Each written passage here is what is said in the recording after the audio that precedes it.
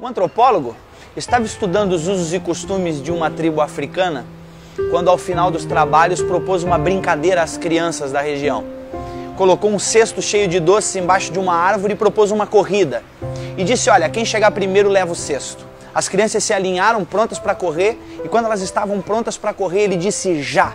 Todas deram as mãos e correram juntas até a árvore, pegaram o cesto juntas e comemoraram juntas. O antropólogo olhou curioso para aquela situação e uma das crianças olhou de volta para ele e disse, Ubuntu, tio.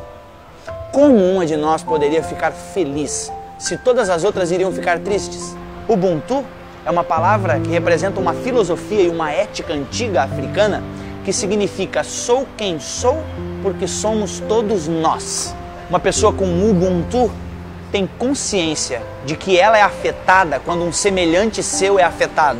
Ela sabe que o mundo não é uma ilha, que ela precisa dos outros para ser ela mesma. Ubuntu fala de respeito básico pelos outros. Ubuntu é compaixão, partilha, empatia. Ubuntu diz que ser humano é ser como os outros e que ser como os outros deve ser tudo. Deus é três. Mesmo sendo um só Deus, consegue ter comunhão plena, como disse Ricardo Barbosa, Deus é uma eterna comunhão de três pessoas divinas. Jesus orou um dia dizendo, Pai, eu oro para que eles sejam um, assim como eu e tu somos um.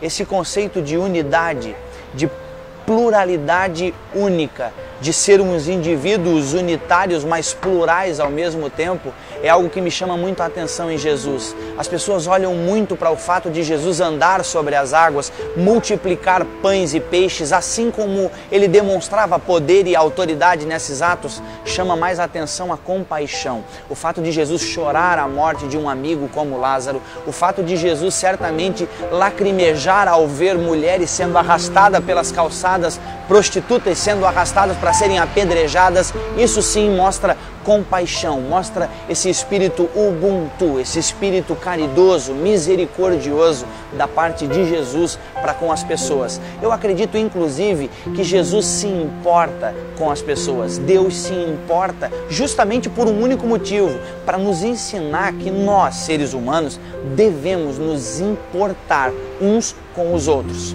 Segundo os Hebreus, fomos feitos um do outro. Foi do lado de Adão que Deus tirou a porção necessária para a construção do novo humano, Eva, e não de uma nova porção de terra. Deve vir de lá do Éden ou de algum outro lugar muito antigo essa vontade necessária, nossa, de ser sempre nós, de ser sempre junto, de ser sempre pares. Ninguém é feliz sozinho. Ninguém brinca sozinho, ninguém joga bola sozinho, ninguém nasce sozinho, ninguém faz amor sozinho, ninguém é igreja sozinho, ninguém vai para o céu sozinho. A plena e mais completa realização humana reside, inclusive, num triângulo amoroso, eu, Deus e o outro. Assim como Deus é unidade plural, nós seremos mais humanos se formos um com nossos semelhantes.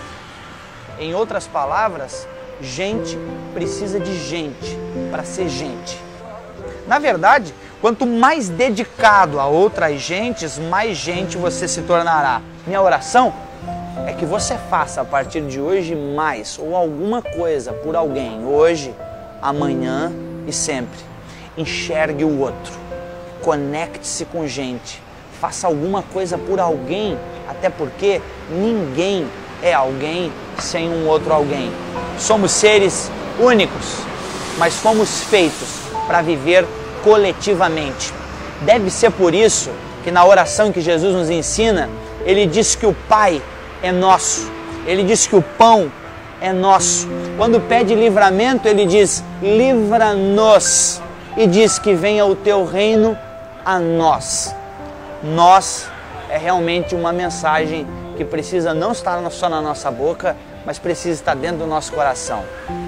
Você precisa, para ser gente, estar diretamente ligado com vínculos de amor, de amizade, de afeto com outra gente. Vire-se para o ser humano e pratique sua fé nele. Ubuntu para você.